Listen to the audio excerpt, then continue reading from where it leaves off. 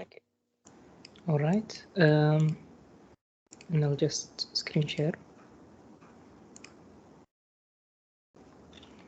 Can you see my screen? I think yeah, you can. Yes. I see it. Thank you. I'd like to start with a welcome back. I hope you had a good vacation. And yeah, let's start where we left off. We're gonna introduce some intermediate Android concepts and review a little bit. Okay, a quick review. I want to review Kotlin inheritance because we're going to use complex design patterns, and at least we should know what we're doing. I don't want to confuse you more. Also, how Android and Kotlin connect, and let's warm up with things we already know. Okay, Kotlin inheritance. I just want to rebring this example of the student, which has a name, an age, and an ID. And we call this class to instantiate this object. And as you can see, the name and the age don't get initialized in the class, but the ID does, because the student has an ID. But the name and the age, we pass them to the person class using inheritance. And using this colon, it's the same as extends in Java. And this curly braces belongs to the student class. We're gonna see an even simpler example using data classes. This is the Kotlin code, and this is the set content view to make sure that we connect this Kotlin file with this activity layout. And we're gonna discuss this more. This is just a quick review. And this is the layout file. And we saw how both of them represent an activity. And now let's make an application. And we're gonna do more work on the layouts. We already finished writing some Kotlin code and connecting the design layouts. Okay, let's do a project. The project is a task or to-do application. Why a to-do application? Because it requires the ability to do create, read, update, and delete of data. The plan is making a list of tasks with checkboxes to delete them. Okay, what are we gonna get from this project? We're gonna get how to make a custom layout, how to make a list in Android, an efficient list, and we're gonna see introduction to design, the first design pattern of Android. And unfortunately, we can't have the time to introduce SQL as a whole library because we'll mention that in the end. Handling data persistence using SQL Lite, knowing the problems with our current knowledge. This is very important, and it isn't explained in the resources I'm going to give you in the end, because Google or any other resource doesn't teach you your own mistakes. You have to take the time, whether it's weeks or months, to figure it out, and that's a problem. Okay, this should be the final result of our simple project today. Let's just check it out. We have here text views and boxes, and we have a text field, or called in Android edit text, and a button to add a task. Let's ask these questions. How many views do we have on the screen? If we count them, we have a text view here, and we have a checkbox here, and we have this layout of edit text and this button. But actually, this whole thing, this whole square, represents its own view. This one as well, and this one as well. And the container of this list is a view in itself. So we have 6 or 7 views on the screen. And the edit text here and the button also have its own container or view layout. Where is also the delete button? We said we can do addition of tasks, and of course we can delete them if we check them off. The delete button will be my way of pushing you to explore new areas of development. The delete button shouldn't be something you do regularly, like add a task button, we already know how to use a button and how to set an on-click listener. We're going to review that a bit. But I decided to make the delete button another event of handling user data. And you should know, you should handle user events well. If you long click this button, it will delete the list. And that's the trick we're going to use. That's just pushing you to explore more Android APIs and functions. Okay, to make a list of elements, we need a recycler view. And also the promise of this course is to make it a beginner-friendly course. This is what we promised you. This is what we announced. But recycler view isn't necessarily a simple thing to use or learn, because recycler view requires a lot of setup. And most programmers, Android programmers, even Google developers, consider it an intermediate concept, and it's not for beginners. But we will do what we can as the promise of this course to push you to learn more about it online, whether by taking the Google course or other resources that I'm going to give you in the end. The recycler view has requirements. It requires a custom layout, a layout manager, and adapter. And the adapter itself requires adapter functions. We're going to see all of this in a minute. Now, let's actually do the project. And it's going to be more practical and shorter today. So let's open Android Studio. And let's open a new project. Or let's see the final project first. We have this final project. And as you can see, this is a list. We can choose things and we can delete them if we long click on the button. Okay. If we add a new task, for example, hello, or you can use it your own keyboard, that's also fine. And if we add the task, you can see it's here. Also, SQL Lite is working. If we close the application, you can see that hello is there. We can delete these tasks, and if we go back to the application, it will be deleted even if we close it and reopen it. And that's what we're going to try to do today. First of all, let's review some simple concepts. This is a project. There isn't anything complicated here, but let's just open a new one to make it clearer. And let's call it practice, for example. Practice hello. Just make sure there isn't anything duplicated. I want to explain a point I mentioned earlier, which is knowing the problems with our current knowledge. This is extremely important. And the whole idea of this course is based, this crash course is based on this, knowing the problems with our current knowledge. I want to explain something in terms of layout design. As you can see, this is just a simple layout. This is the basic layout that you get when you start an Android project.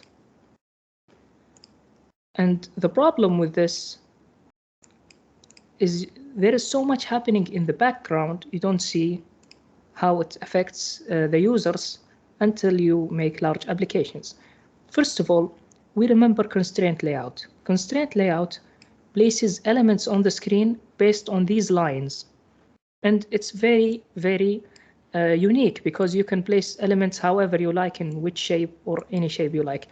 For example, in comparison, we have the linear layout, which could be horizontal or vertical. And as we said in the last lecture, if you put elements inside of the linear layout, it will place them directly either above each other, like these two buttons, or if it was a linear layout horizontally, it will be next to each other. And that's the whole idea of a linear layout. It's easier to use than constraint layout, but when should we use it? Where's the problem with using linear layout? It's easier, it does more work for us. The problem is when you have multiple layouts inside of each other, and you have complicated view trees. If we consider this one as a tree, Android has to do more work to handle layouts inside of each other. For example, if we have a linear layout inside a linear layout, that would be extremely complicated for the Android system to calculate. That's why we should always try for a flat bed of elements. Try to get this flat bed of elements, not anything inside of each other. That's okay if you have it, but don't make it too complicated. If it's too complicated, just use a constraint layout. And that's the first thing I wanted to discuss. The second thing is, let's remember, for example, this button. Let's actually design a little bit and make it similar to the project. Here we have the button. We'll give it a horizontal and vertical constraint to make it not red and to make it work. Okay, let's put it to the right and the bottom. Okay, this is nice. And we gave it a little bit of bias here. This is what we call bias. And let's change the ID of this button to add button, for example. And click refactor to make it add button in the whole project. That's what Android Studio just asked us. And let's change the text of this button to, for example, add task. Okay, and now let's bring an edit text, for example. An edit text is just a field. We said that earlier. And let's constrain it to the bottom and to the left of the parent and to the right of the button. And let's remove the text inside of it. And we have an empty edit text. It doesn't look pretty. So what we can do is just make it empty text, but add something called a hint. We can say Android hint, and this would be the text of a placeholder. For example, type here. If we go back to the design, you can see there is a new thing called type here. And if the user clicks on this, it will disappear and you can click the text. Earlier, it was a static text that you had to delete. You had to delete to write anything, which you don't see in software usually. You can use the hint from here as well. Here's the hint, but I wanted to also go back to the code design a little bit. Okay, now let's explore new ideas.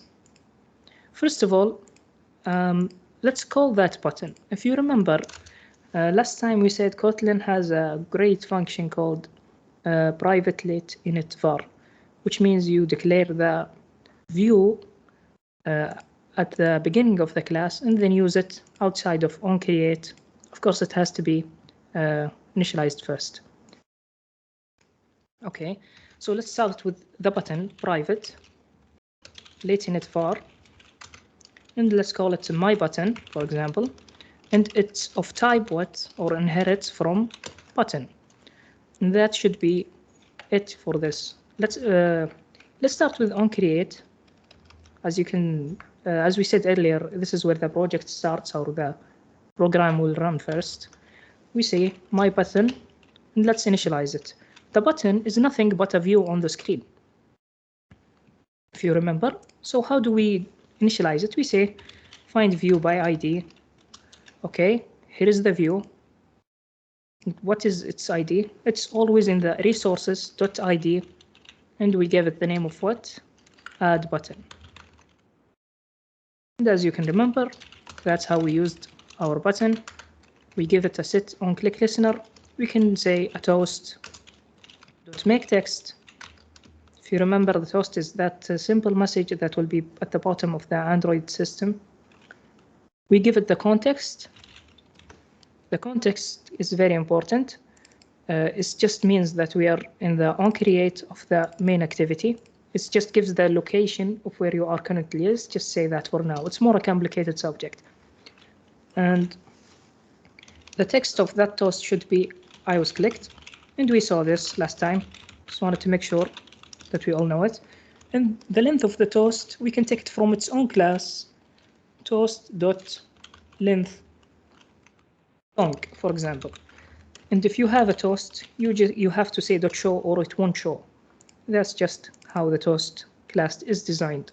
Let's run this application just to remember how things worked.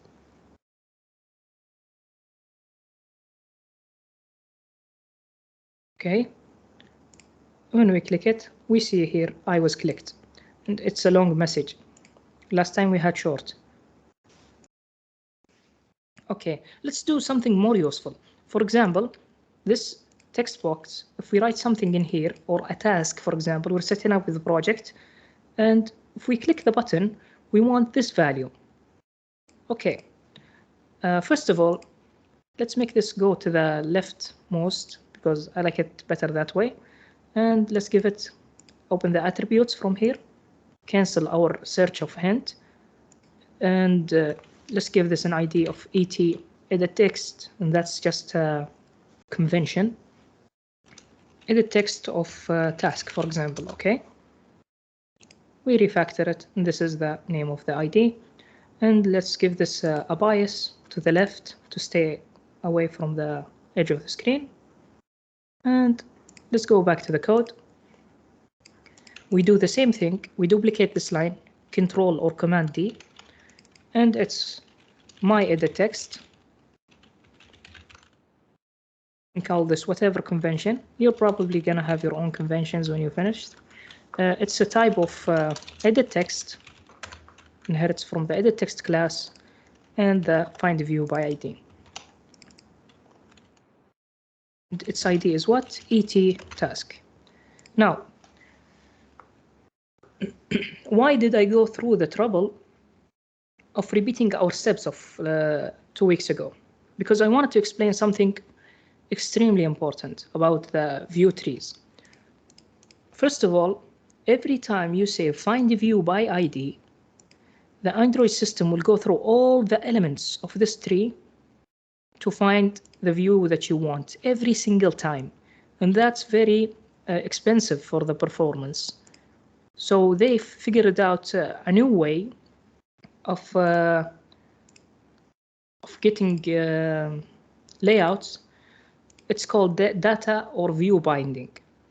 Let's see how that works. First of all, you have to add the Gradle rules to make it work. This will be, of course, provided in GitHub, but I wanted to explain this point because in the Google course, they don't explain it well. So we go to the Android Gradle scripts, excuse me, then the app level, because you have two build.gradles. If you focus here, you can see that we have the first one, which just set up the links, and the second one for the project itself, where we talked earlier about the minimum SDK and the target SDK. We talked all about that in the earlier recording. You can see it on YouTube. So here we add the build features, view binding. We add this one, this line, and the second line should be data binding enabled equal true. If you edit anything in Gradle, you have to sync the project. So let's do that and wait for it here. Okay, it finished, no errors. That means we're good. Now the second step is to go to the layout. We're going to use data binding in, for example, this one. Now, something here to notice is that we have these links and these attributes. These attributes belong to the constraint layout, which is just a layout. It's like a button, it's like a text view, it's like whatever. But these links provide these elements. Like if you have a new link, for example, you can have a new library and you can have custom elements. That's why we have these links. So let's remove them and place the whole thing inside something called a layout, simply a layout. Okay, let's close the layout and give it the links. And why did we do that? Because we want this layout to be the parent of all these elements. Now, this is the attributes of the layout, and this is the body of the layout, and we're gonna put the design in it. As you can see, the error disappears. Now we have something called a layout. Okay, how is this useful to us? When you see the excuse me, the code for the setting up the content view. This is the old way of doing things. When you want to use data binding or view binding, first of all, you define an element which is usually called binding. Okay, let's do that.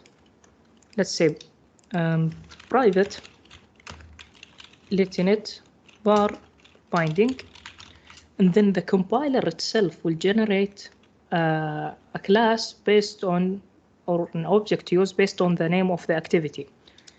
It's usually the same name, activity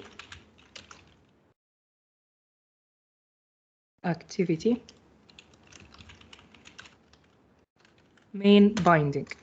And this is generated directly because we used this. We used the layout and we did the Gradle scripts. Now, this binding object is better than find view by ID. When we use it, it won't exceed the Android resources. And how we use it is we should define it inside the onCreate. Here we just define it at the beginning of the class just to make sure that we can use it outside onCreate, but we actually have to initialize it here. Okay, the binding object, and this might be confusing at first, but you have to say binding. First of all, let's remove this content view, because we're going to use a new way of getting content, right? So binding is equal to data binding util,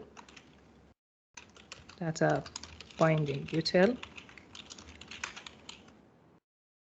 Alt-Enter to import it, or just click on it, and it will tell you what from here import. We got that. Okay. We say .set content view. First of all, we give it needs the context. What is the context? Where it's just this. This is very simple because we're in the main activity. This shouldn't be confusing. And now we should put the layout we're going to use for this activity. We know that we connect them using this resources file, R, which means resources, dot layout dot activity main. Now we use the binding instead of find view by ID. If we go to the button and say binding dot add button, and that's it. And the same thing for edit text, but I just want to show you something. If we run the application now,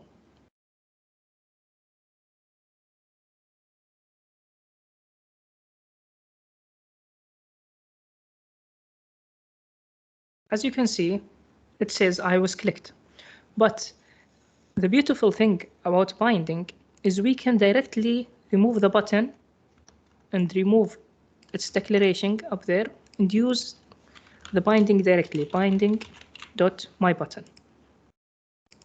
No, it's not my button, it's the direct ID of the layout. What's it called in the ID? Add button, right? We can use that, or just we remember it, it will tell us. And this also should work as well. As you can see, it's less code, it's more efficient for the program, and it's how Google is going to teach you Android development. That's what I wanted to explain. And it's not going to search the view hierarchy for every time you need an element. Now, let's make something useful out of that edit text. When we click the button, we want to take the value and we want to manipulate it however we like. First of all, let's get the text. Let's say, for example, var user text. That's just an empty string. And user text here, we want it to be binding dot et task, which is edit text task, this one, dot text. We get its text, then to string, because at first we're not going to get it as a string. Okay, and the user text should be displayed in the toast, for example, just for the beginning. Let's run the project again.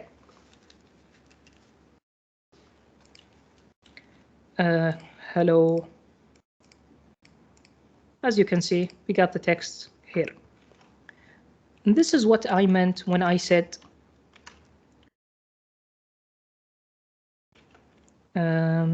here, I think. No.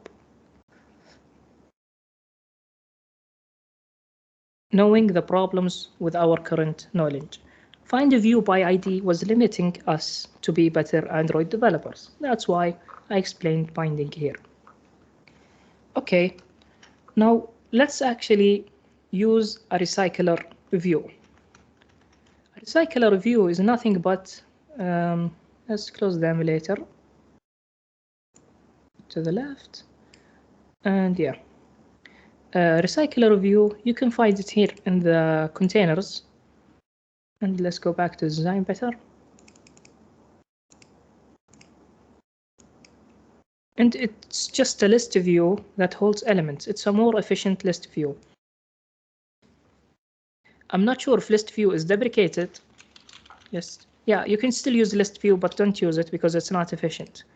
Recycler view is nothing but a list view with more guidelines. Before, you had to use list view design patterns, custom patterns, and that shouldn't be, it's not necessarily more efficient. That's why recycler view has its own functions, as we said here, its own functions, adapter functions. It has its own rules to make it more efficient. And a recycler view is a beautiful software engineering concept that even Twitter do it in their own website. So that shouldn't be just Android related. Anyways, let's give it an ID. We say task recycler, for example, and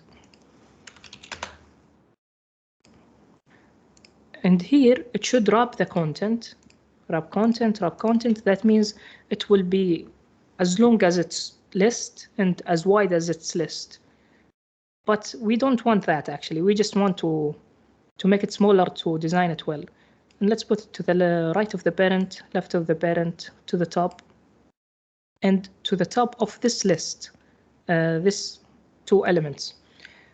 And instead of wrapping the content and having it be a small list, we want it to match constraint. Match constraint, that means go as long as this line. So we do that with the width. Then let's do it with the height. And if we run the project, we shouldn't see anything because it would be an empty list. As you can see, nothing changed here. Okay, good.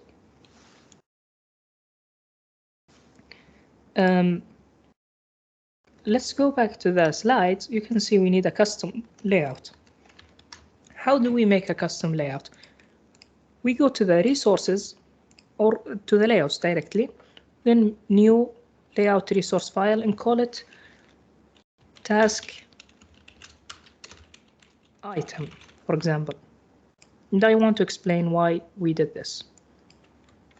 If we go back to the final project, this is the recycler view, right? We made it this wide and this long. These items that has a text and the checkbox is called a task item. We can call it whatever we want. The whole point of the recycler view is to hold more of these squares. If we imagine them as squares, the recycler view will do its job and recycle them and do the more things we're going to discuss later. So let's actually design this little box. And let's close the emulator a bit and think about how we're going to design this list item, this small list item. First of all, we have a constraint layout. That's okay. We want a text here and we want a button. The button should be on the right and the text should be on the left. Okay, and we can make them like this. And let's change the bias to be left a little bit from this slider. And let's actually do more work on these. The first thing we were going to do is make this whole constraint layout as the height as the elements. Here's the height, and we want it to wrap the content. Now this is the whole constraint layout is just this box. As you can see, this box. If we put the background color for this the constraint layout, you can see it better. Background, and let's say, for example, red. As you can see, this is our constraint layout, and these are our elements. And we don't want a button, actually. We want a checkbox. So let's go to buttons, checkbox, and drag it here. The checkbox should go to the right and to the top of the parent and to the bottom and to the left of this text. Now let's open the attributes again and delete our search and call this checkbox task. Let's call this text view task. Let's delete the text of this this checkbox. We don't want it, and make this to the right. You either click Control, just like last time I said, or you can clear constraints and start over. That's okay. And let's do this using the Design tab to make it easier to explain. You click this one, it will delete the right constraint. Okay, and the text view, it's okay if it has a placeholder like this one. For example, let's give it a bias up so I can see it better, and to the left a little bit. Now let's call this text. The user won't see this, but the recycler view will.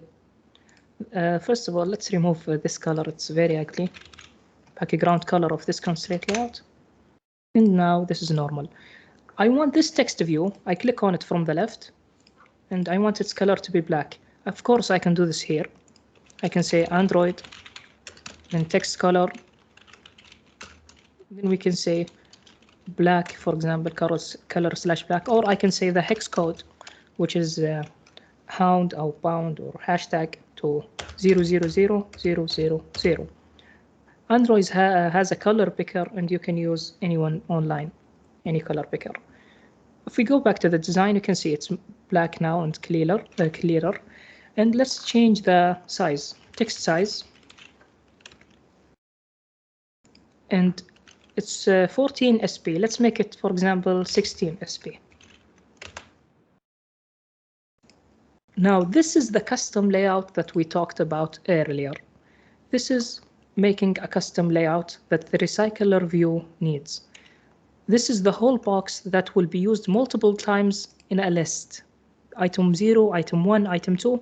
This will be the whole layout. Now, a recycler view needs a layout manager. We're not going to explain the whole concepts of layout managers, but if you want to think about it, a recycler view is like a linear layout, right? It has items on top of each other. But that shouldn't be the case. You can do whatever you want with a recycler view. You can place the items just like an image application with multiple boxes and to the next and bottom of each other, right? That's why we use the property of a layout manager, and we set it to the recycler view to make it the shape we want. It shouldn't be on top of each other. This is not just a simple list, and we're constrained by this idea. That's what the layout manager means. And of course, we need an adapter. Adapter is the design pattern we're going to introduce today. Adapter is not an easy concept, to be honest. Even the Google developers say that. But if you don't understand today, I understand. That's okay. The whole point of this course is just to make the vague statements you're going to hear in the Google course or the other resources I'm going to give you easier to understand and easier to push through. Okay, we should go back to the main activity. And what is the idea of this task recycler? We just need it here just in case. We say, for example,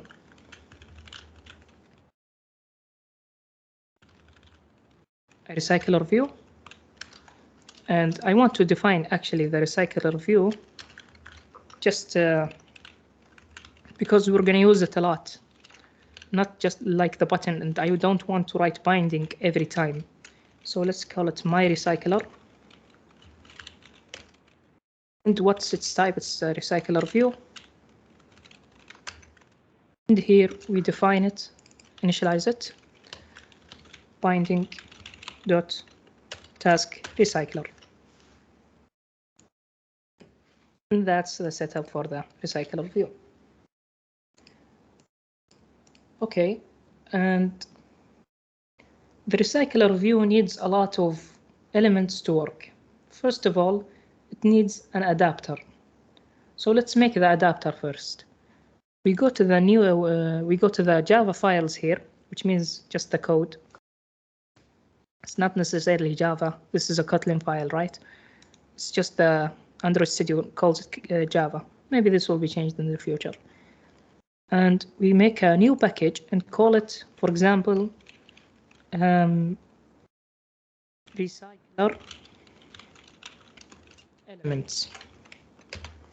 You can call it util or whatever you like. And here, and first of all, let's not make the adapter. Let's make the data we're gonna use. And for the data, we can see it in the final project. As you can see, the data is the thing that's unique between all platforms, whether it's Android or web. For example, if this is an API giving you the data, what is the information in front of you? You have text and you have a box. A box is nothing but a state of true or false, right? And the data here is just nothing but a text. That's why let's make a data class here inside the recycler elements. Let's make a new Kotlin file and call it, for example, task object. And it's a class. Actually, we want it to be a data class, and it should be easier, but I just wanted to introduce you to the data class. A data class is nothing but a Kotlin class, and it takes the constructor as its body. It makes the toString method for you, and it makes multiple methods for you. It's just a simple class to make your life easier. And you can see why. In the constructor, if we say, for example, var title, and it's type of string, and var is checked, type of Boolean, and that's the whole data class of our program. You can see how simple is this. This is just a data class, and if we initialize this somewhere, we can get the toString easily. Kotlin will do that for us.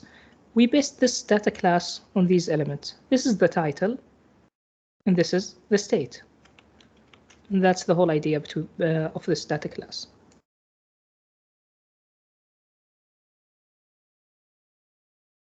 Okay, and now let's make the adapter. We go to recycler elements, also Kotlin class, but it's not a data class this time. It's a real class, and it's called task adapter, for example. And the adapter as a whole design pattern is nothing but a thing to be between APIs. For example, if you travel and you have a different charger from another country, you need an adapter to make it work, right? Well, a recycler view is just a different API that needs an adapter to work with the other Android elements. Let's close all this. Now, the task adapter is nothing but an Android adapter. And if you remember, we said earlier in the slides that an adapter has adapter functions, and it has its own design pattern that it limits you to make it more efficient. That's why when we make an adapter, we have to actually inherit these functions and implement them from the interface. And how do we do that? We first of all, this is the class, right? and should have parameters. For example, the list, we're gonna give it to the adapter. We say private val task list, and its type of mutable list. What is this list? This list should be list of task object, right? Which every element of the list should have a title and the state if it's checked or not. And that's what we're trying to do here. This is just a mutable list. That means it can be deleted or not, or added more to it, similar to array list in Java. And what's the type? A task object, or whatever you call this class of data class. Now this task adapter should inherit from recycler view dot adapter, because it's a recycler view adapter, right?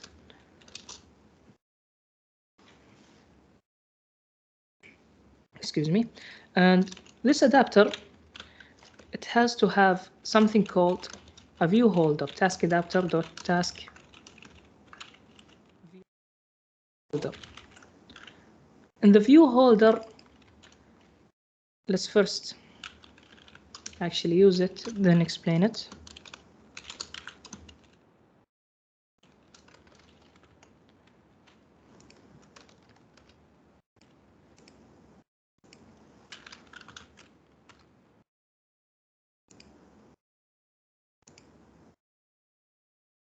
Simulator is not clear. As you can see, we get this error that says we have to implement the functions that the task adapter needs. Because if we inherit from this task adapter, we have to use the functions that we mentioned here to make it more efficient. So let's click on this, then implement members, click all of them, and click OK. We'll explain them one by one, and let's talk about, first of all, the get item count. We're going to start simple. Get item count is nothing but the whole list, but the size of it. The list is passed here as a parameter, so we say task list dot size, and this is just excuse me, and this is just the list size, and we return it. As you can see here, it requires an int, and this is not something we decide. This is the recycler view decides. And to make it a one-liner and easier to understand, we can just use this. This is the beauty of Kotlin. Make it a one-liner, the whole thing, without even the return. The function became like this. Get item count gets the list size. That's it. On create view holder and on bind view holder are not easy concepts to explain. Even Google don't explain it, by the way. But a view holder, let's talk about it first because we passed it here. A view holder is nothing but the thing that holds this box. This whole box of the recycler view list element is a view, because the recycler view holds views. That's why we need a class to handle custom animations or any more complex tasks that we use when we make an adapter. And the view in the view holder, we gave it here the binding.root. And what does this mean? If we go back to the concept of binding here, this is the root, the whole layout. And here, we didn't use the same main activity binding. We used a new one. And it's called task item binding. What does this come from? If you see this task item here, this is where the binding came from, because we can use these views and manipulate them using this binding. And it's similar to find view by ID. Then this inner class is passed to the task adapter view holder. I think that's the simplest way I can put it. And yeah, you can see if Google explained it better than me or not. And now let's implement onCreateViewHolder. The onCreateViewHolder just inflates the binding or starts where does the context is, first of all. A binding here, and the binding value is task item binding dot inflate. And here we have a problem. This is not explained well anywhere. If you remember, last time I explained something called the layout inflator, which gives you XML. It enters the layout inflator, then we have view object, something we can control in Kotlin or Java. The whole point of this, you can see it if you study fragments, and you will study fragments in the resources I will give you. The main activity or an activity inflates differently from these elements, different elements. For example, here, if an activity starts, we set the content view and that's it. But if you have a fragment inside the activity, you should inflate it differently. What is a fragment? A fragment is just nothing but something similar to activity. It has its own methods, its own onCreate, for example. It's not called onCreate, but it's similar. And it can be, you can use multiple fragments in the same activity. So it's like a mini activity that you can use multiple times in one activity. For example, Gmail uses 2 fragments if you are on tablet, or 1 fragment if you are on a mobile phone. That's why fragments are so powerful, because you have multiple activities in the same activity, to put it simply. Now, this inflation just means that we need to start from here. We say layout inflator dot from parent dot context, and we're gonna explain this right now. And the parent and false, I think, right? False. And this is what you're gonna see when you work with layout inflator. What does this mean? First of all, the task item binding will inflate the layout of inflator from the parent. Who is the parent? The parent is a view group. What does a view group mean? And that's why we say Android is complex, because it's not clear. You have to review the documentation. You have to review what an adapter is, a recycler view. But I'll explain it simply. A parent here, the parent that we pass to the onCreateViewHolder, is directly the recycler view. And where did we get the recycler view from? From the main activity. This recycler view will require an adapter. If we say right here, my recycler, this one that we defined earlier, dot adapter, then we give it the adapter class task adapter. It's called task adapter, right?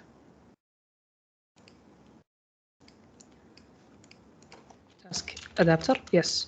And we give it the list. Do you remember we need the list as a parameter? So let's actually make the list up here to make it clearer. And we say var list, and the list is a mutable list of what? Of task object, and it's empty for now. When we pass this to the parameter. Now this recycler view, when it requires the adapters, it comes here and becomes the parent, and this whole thing happens in the background. And this is the most important thing. No one explained it this way. And when you use the parent, you can get the context where of the main activity, because the context is also passed here.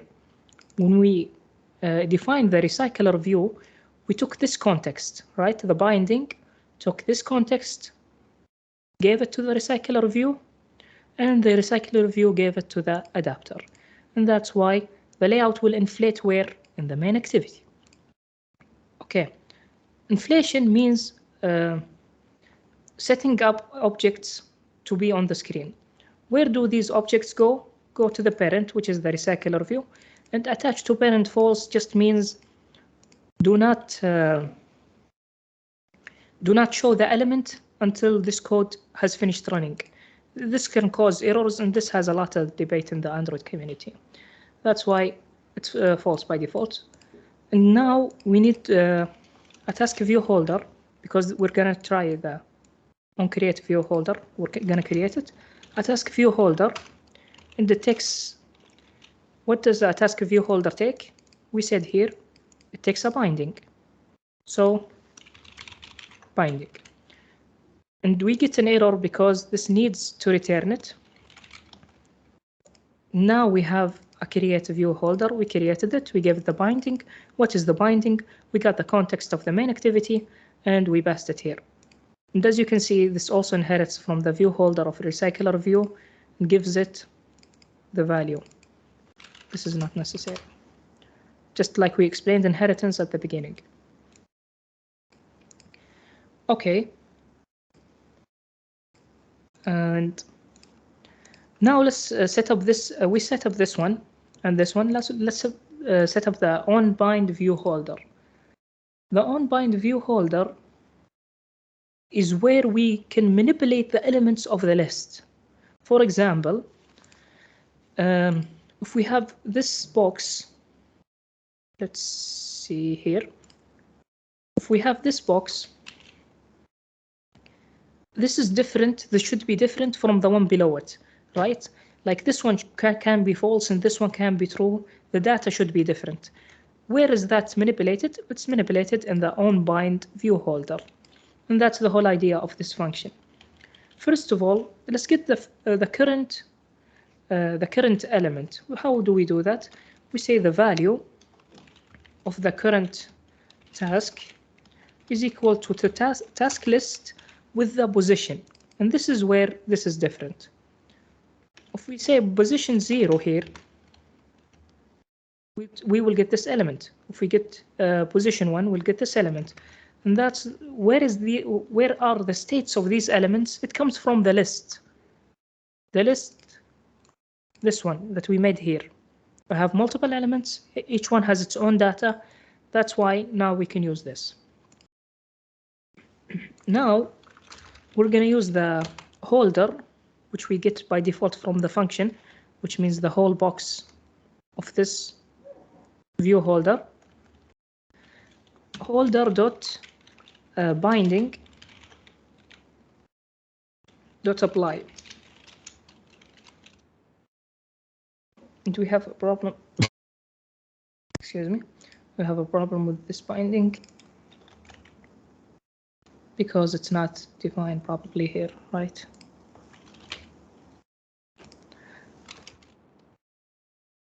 Dot apply. And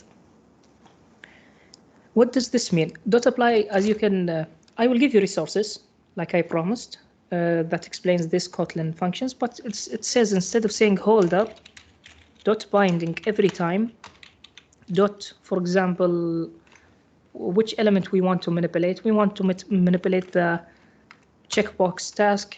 Then we say, for example, binding holder dot binding dot checkbox task dot find dot, for example, set text or whatever. That's so much code. That's why Kotlin, instead of saying all this, when you say dot apply, this will be applied to any code you put here. So for example, I want to change the text of one of the elements. What is the text here? We go to text item. What's its ID? TV task. TV task dot text is equal to the element from our list dot title. We do the same thing here for the is checked, and let's explain. This is a checkbox, and the attribute is checked. Excuse me. Let's explain this one. When we say holder dot binding, we go here, right? And if we say TV task, we mean this text. The text of it should be the value that we get from the list. Did you get that? If we get the list here, we give it the position. It will be 0, then 1, then 2, then 3. This whole thing depends on the item count. The recycler view will handle it. So every time we want this holder, this box, to have the text of this one and the checked status of this one be changed to the position of the current task. And that will increment directly by Google or by the API.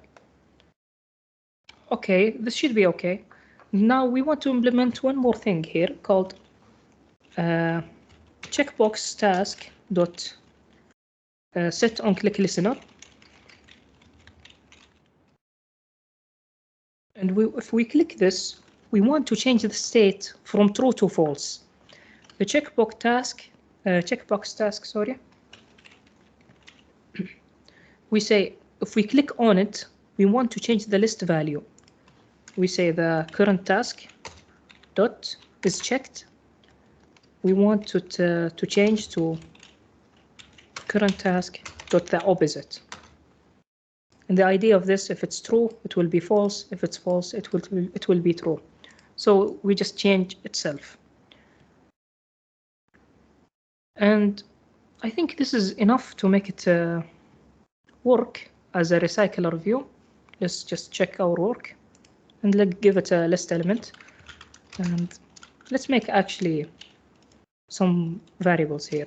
Let's say var task list, task item, for example, is equal to task object and the task name, for example, test 1, 2, 3, and the state should be false by default. To be honest, it would be easier to use the function we made already with the button, but let's just do this for now. Task item 1 or 2, list, add task item. We just add them to the list before giving it to the adapter, and it should be 4, 5, 6. Let's see how this works. Oh, we didn't give it a layout manager, right? Yeah, it shouldn't work. Now let's give it a layout manager. My recycler dot layout manager equals, and I think it should be linear layout manager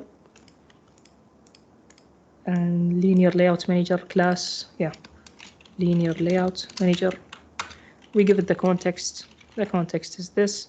You can see what it requires using the function. This shouldn't be an issue when you're programming this. And this should be it for the recycler view. And as you can see, it's working. We have the elements. We can check them independently. And our code is working. But this isn't ideal. We want to add a task to the list, then use the adapter. Okay. And the way we do that is when we click on the button here, first of all, we don't want to add empty text. We say if user text is not empty, and if you remember, user text is nothing but this here. If it's not empty, what do?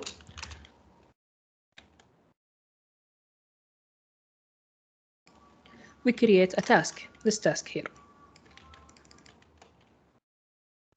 Okay.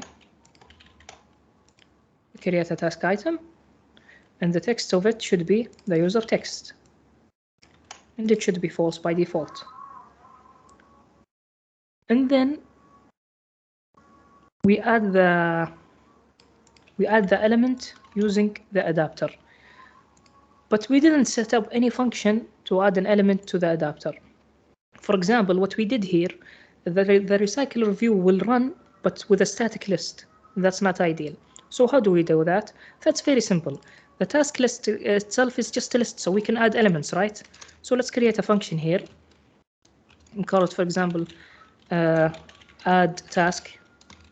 And what does it take? It takes a task object, right? Let's call it anything here, but the type is task object. And that's a simple function. It doesn't return anything. It goes to the task list itself.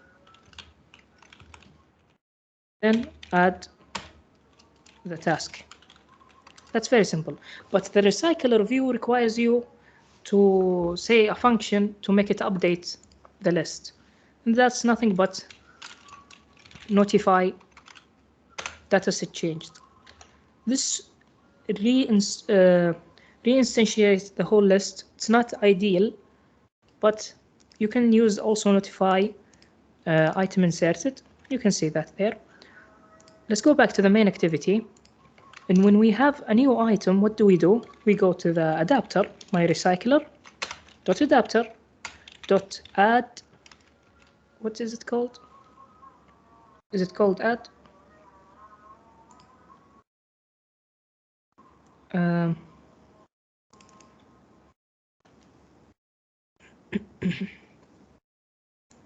Or just let's call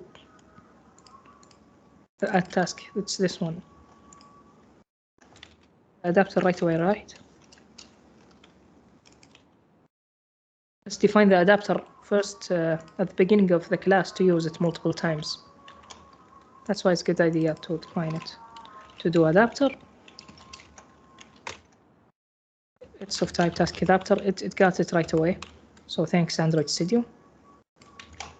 And the to do adapter, we use it here. Dot add task. That's the function we just made. And we say task item. And let's see how this works.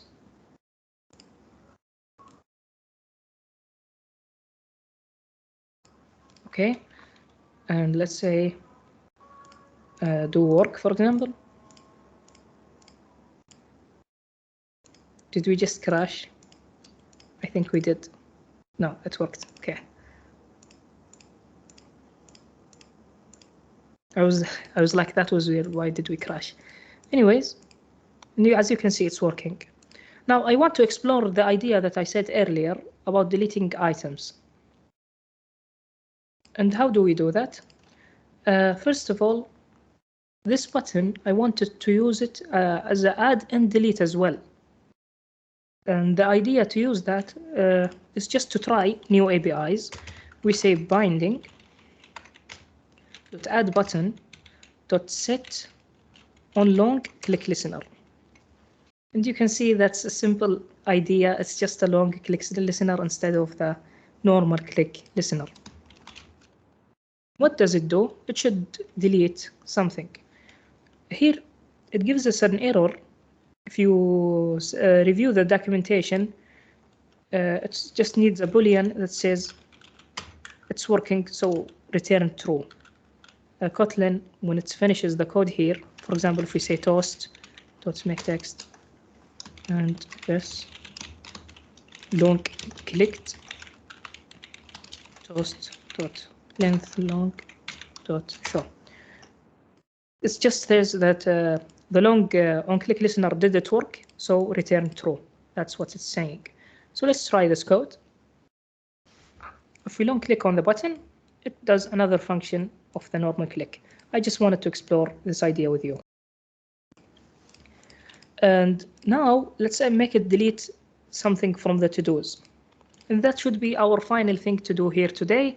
And we're gonna explain the SQL extremely fast because SQL is not SQL Lite using it without the new methods of Android development is not ideal, and we'll discuss that soon.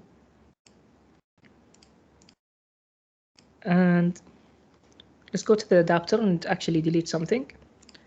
Let's call this function, for example, delete task. And it takes a task. And let's see, how do we delete it?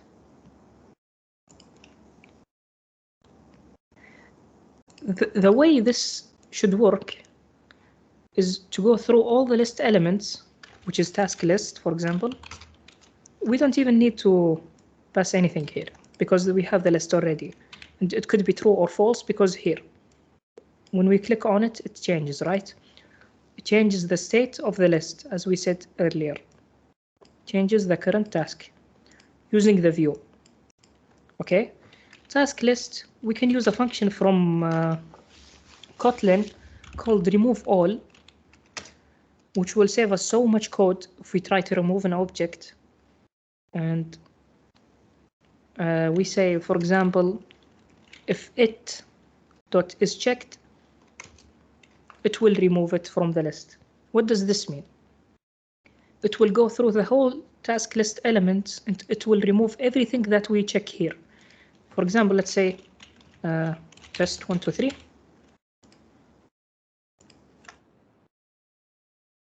I think 2 applications. Yeah, 2 applications are intercepting each other. Test 1, 2, 3. Okay. I'm not sure why we crashed there.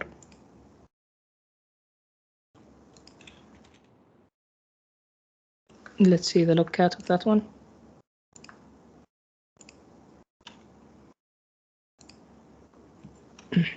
The adding of the tasks makes it crash. And why is that?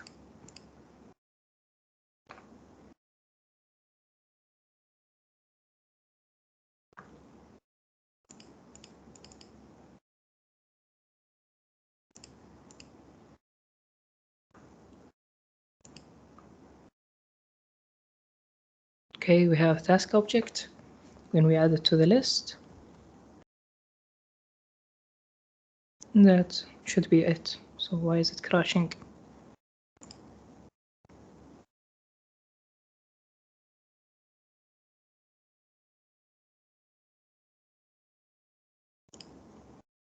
I think, is it the adapter? Like, do we have, yeah, I think we're using 2 different adapters. Let's just say it's this one and the to-do adapter itself. And let's give it the list here. Let's define it because we're using 2 different adapters. So the to-do adapter is nothing but the task adapter, and the list is this one. That means it should go here. Now we use the same adapter. It should be okay.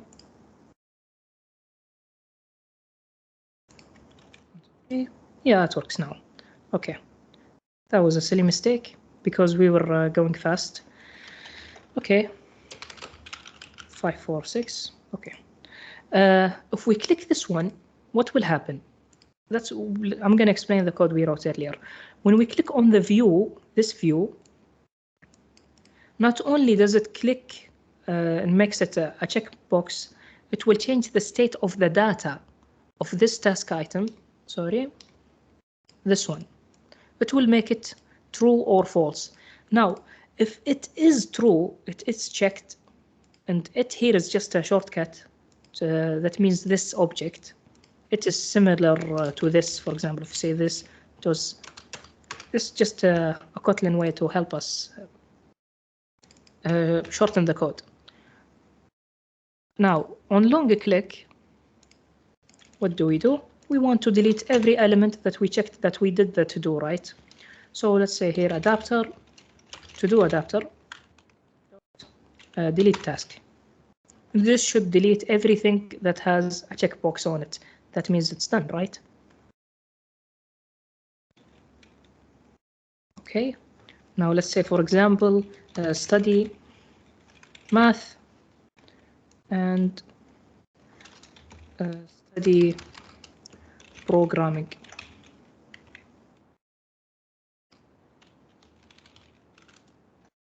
And this just reminded me of something that we should add here. After adding each element and clicking the button and sending the value, what we should do, we should clear this box, right? What is it called? It's called binding. dot et task dot text dot clear.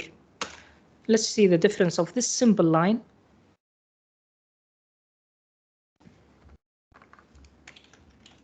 One, two, three, 4, 5, 6. As you can see, what we write here, it disappears after adding it to the list. Now let's try the delete. Let's delete these two elements. Long click. Oh, that's something we didn't specify. After removing everything, we should notify set data changed, right? Because the list changed as well. That's something that we forgot. And that's pretty much it for the recycler view. So I know it's a lot, but it's really necessary to understand recycler view. And as you can see, the elements got deleted. We can add more, and that's it. I actually want to thank you for this long journey. The recycler view is not simple, but it's very efficient. And I want to tell you why we actually study it. If you have a list view, for example, like this one, and you have 1,000 elements, if you use the old list view, the whole elements would be loaded. But recycler view is very smart. It uses view holders to know where are the items you see on the screen right now. If you see, for example, 20 items, it will only show you the 20 and the ones above and the ones below you're trying to scroll to. So it doesn't show you 1,000 elements. It shows you like 30, whatever on the screen, and above and below the screen. And how does it do that? Instead of creating view holders every time, it will actually just replace the data of the task list using the position. So it doesn't create a view holder every time. It doesn't create more views. It just uses the old views. For example, if your phone is small, some phones have 15, some phones have 13 elements on the screen. Depends on the design and on your phone. That's why recycler view requires a lot of setup because it's very, very efficient. That's why it's important. I don't think we did anything complicated here, but this is a crash course. You shouldn't even feel like you understood everything. You should review the code. The code will be on GitHub. And I expect questions. Please send me questions. And you can go back to the recording as well. Hello, excuse me. Yes. Yes, just to maybe for the benefit of our viewers later on, as you add elements onto your recycling view, so does it will automatically create your scroll bar if it is already filled, or do you still need to program? Yes, that is automatically created. And we can show that. We can add a lot, sorry, not here. We can add a lot of elements here. And of course, everything in Android can be customized. And I don't like the font of the task items. So I'll make them even bigger. And let's do that in code. We did a lot of. Emulator is lagging behind. Okay. Now we change the design of what each item here. Let's close the attributes. Not sure how. Okay, like this. We change the design of this one. So simply, the whole app changes right now. So let's add a lot of elements.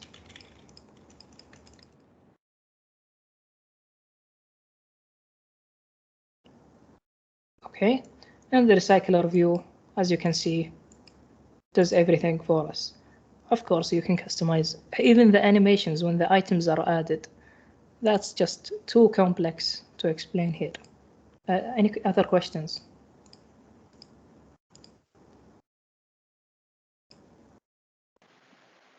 None from me, thank you. Okay.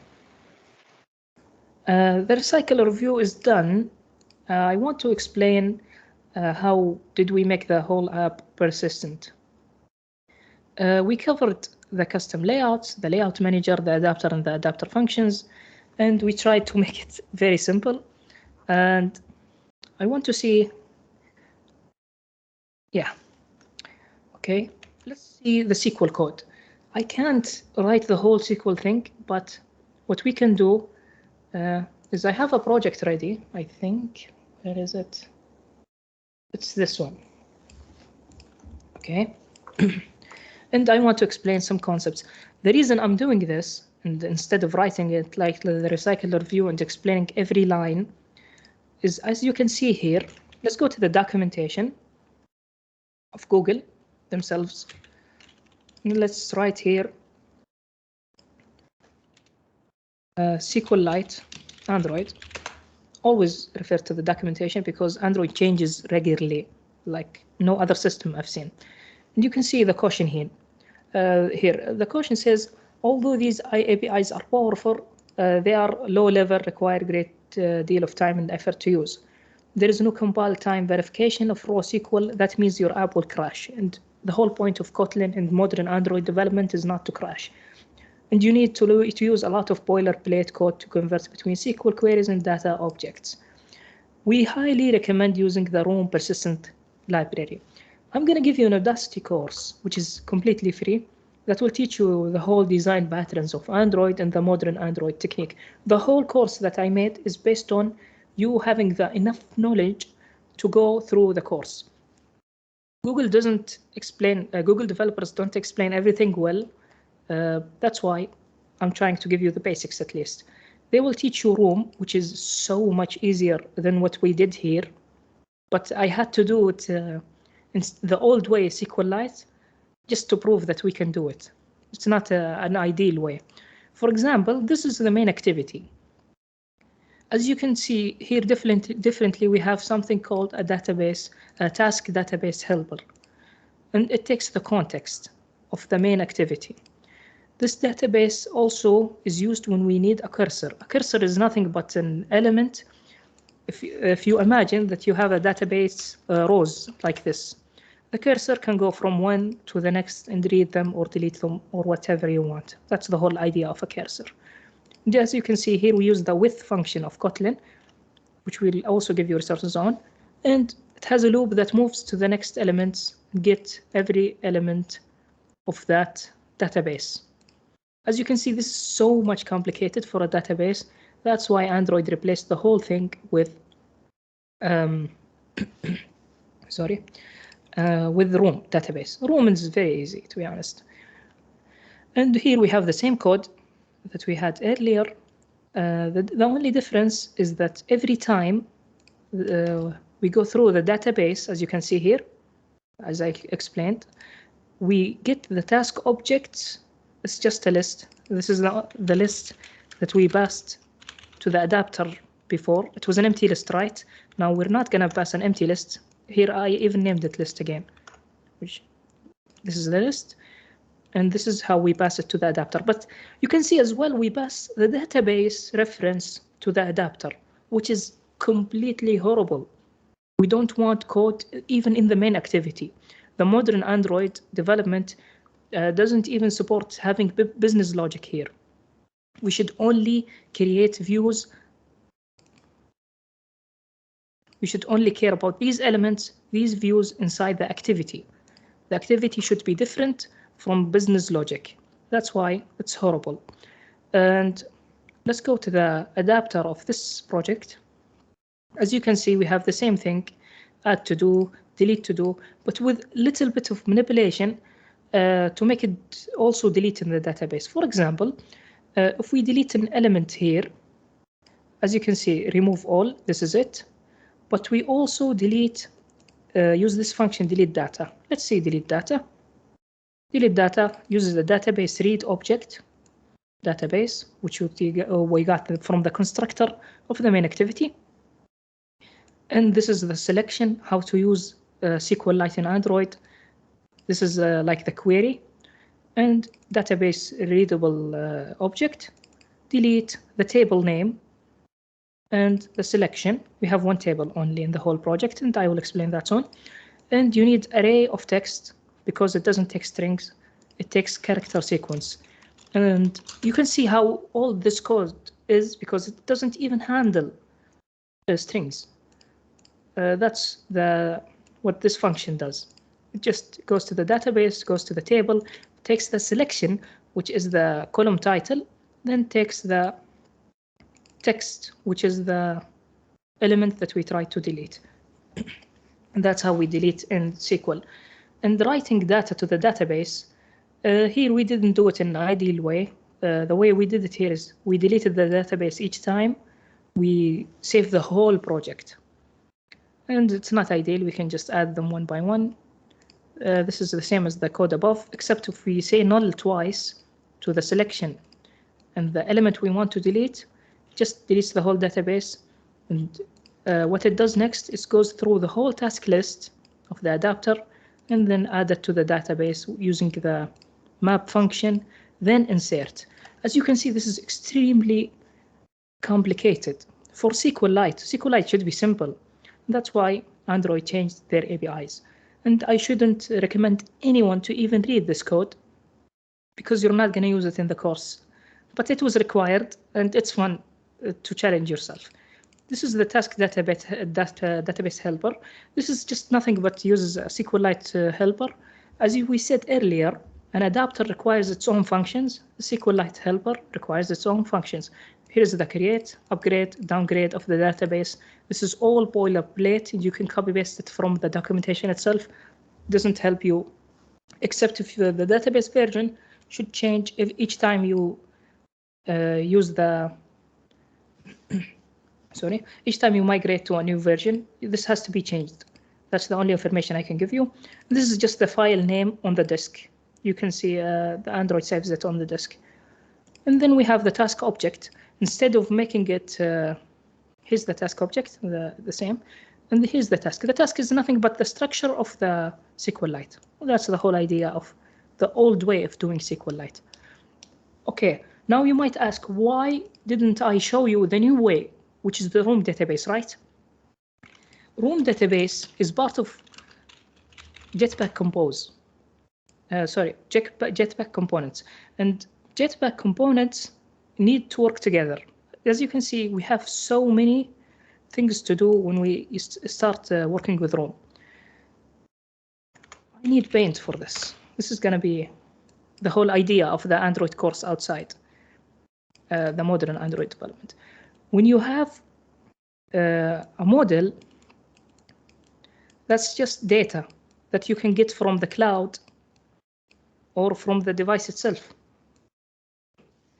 Okay, then you have the controller. Okay, controller. And then you have the UI, right? The model view controller, the UI can be called view as well. The MVC, you know this in web development, right? Android has this design pattern that's okay with Android, but also Google recommends MVVM. The M means the model, the V means the view or the UI, and the view model should handle the business logic. The whole idea of this architecture is the modern Android development that we use today.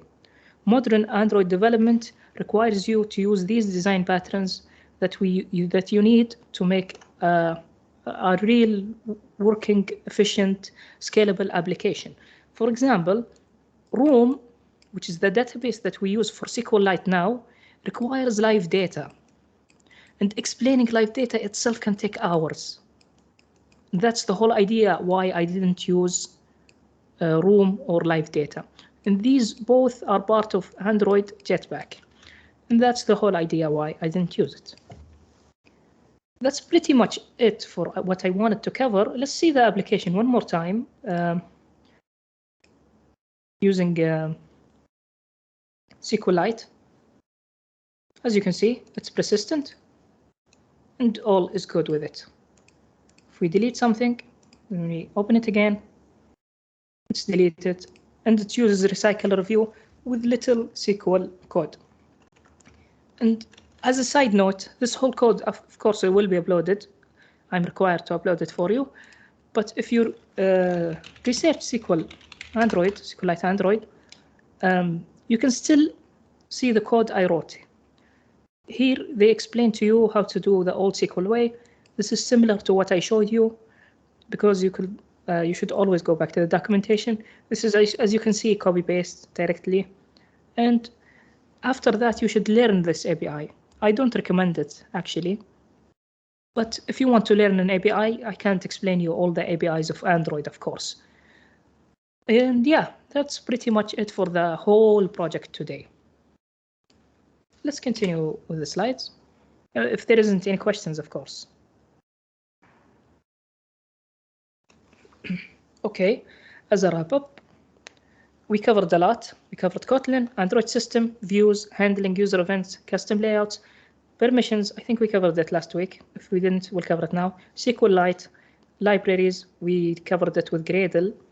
Resources and images with the dice rolling app, data binding, view binding, we did that. And the steps for now, I'm going to give you the plan after this course. To be a modern Android developer, you need to know Kotlin well. Where can you learn Kotlin well? Well, you have two resources that are completely amazing. The first one is from Google, Kotlin Bootcamp for Programmers. Here's the link, the Audacity program ID. This will be, of course, uploaded. And the second one is منصة سطر. Sutter Codes is my personal recommendation. They teach Kotlin so well and better than the Google developers, because Google developers, the way they taught Kotlin is they didn't explain the language. They didn't go in detail. They just did stuff. They made the run. Oh, okay, this is the result by. And that's the old way of teaching programming, and that's not okay. Sutter teaches you OOP fundamentals and even programming fundamentals. I very recommend them. They have exams and everything. Sutter.codes is amazing. It's the best one I've seen. And it belongs to the Ittihad Saudi Federation of Cybersecurity. This is a new one. It used to be called Twig Codes. Now they changed it. The second thing you need is understanding basic Android concepts. Now I think you are ready to take the Google course, Developing Android Apps with Kotlin. I recommend it. It's not the best if you don't research on your own. You need to do a lot of research and read articles and the documentation to understand Android concepts, but it's a good start. Also, to understand Android basics concept, practice and read the Android documentation, just like the SQL I did, and get ideas and help from YouTube. Although I don't usually recommend YouTube, this series by this guy, German guy called Philip Lackner, is well structured. I think some of his videos are a little bit out of date, but that's Android. As you can see, 2020 edition, it's already out of date. But he doesn't explain some things well. That's why I did it in this course, so you can comfortably follow his videos. And the third thing, you need to be a good modern Android developer. I'll be honest, if you don't build real projects, even with the Google course or any course you take, no matter how good the course is, you'll never truly learn without building projects. And try to publish them to the Play Store. It's $25, like 75 reals. The account is a lifetime, I think. Sorry, the account is a lifetime offer, so that's okay. And last words, why this course was presented this way? Because the Google course or any other course that I've seen online doesn't explain some important concepts. For example, the find view by ID and the binding, which is wrong, which is right, and simpler things in Android that need explaining for someone new. They don't explain it, actually. So you have to do a lot of research, watch, for example, 20 videos and take the basics from 20 videos, even if the video is not related. That's why I did this course, with the idea of giving you a kickstart. This course was only to give you an idea about the concepts of Android. You shouldn't feel like you have to understand everything. For example, if you want, I can explain you personally. I have my contact later. Okay, why native? Why not Flutter or React Native? It's much easier. Yes, so much easier. To make a list in Flutter is just to write a list. There isn't a recycler view, it's not complicated, but the reason is very simple. Nothing beats native performance and security. Does your employer care about the cost or quality, and what is your goal employer? What does this mean? If I want to work for example, for Ittihad Saudi, the federation, are they going to use Flutter because it's cheaper and faster, or React Native? Of course not. They have an iOS team and Android team. That's why if you want performance and security, you're going to pay your developers. And Android native or iOS native is more complicated than these hybrid options, right? That's why they pay well, because it's complicated And even if you understand Flutter, you need some native concepts in both iOS and Android. That's why I think native is necessary in our time, even though there are easier options, to be honest, and Flutter is well performant, but native is native. Okay, this is me and ask for help. No need to say anything here. If you need help or guidance, this is my email, my GitHub, and my Twitter work account. Thank you. I would like to thank Mr. Conrado and the AI and Programming Club for hosting me. They have been nothing but the utmost support. This is all I have today, and I'm sorry I took long. I can take questions now on anything. And yeah, just to make a last point. Yeah, I think we explained permissions that they are in the manifest. Yeah, I just wanted to make sure. That's all I have today.